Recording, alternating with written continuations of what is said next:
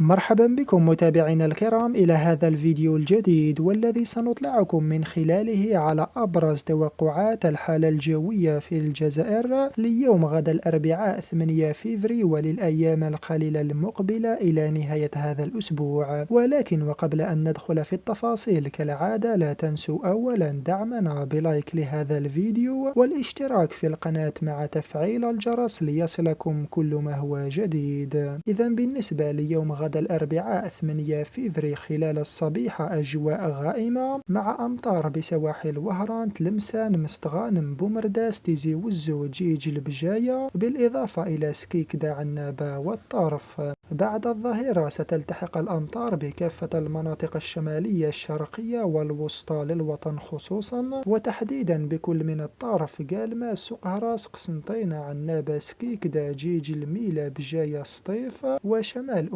البواقي، باتنا، تيزي وزو، البليدة، البويرة، المدية، العاصمة، بومرداس وتيبازا، بالإضافة إلى سواحل الشلف. بعض الزخات المتفرقة من الأمطار غير مستبعدة بعين الدفلة وتسمسيلة.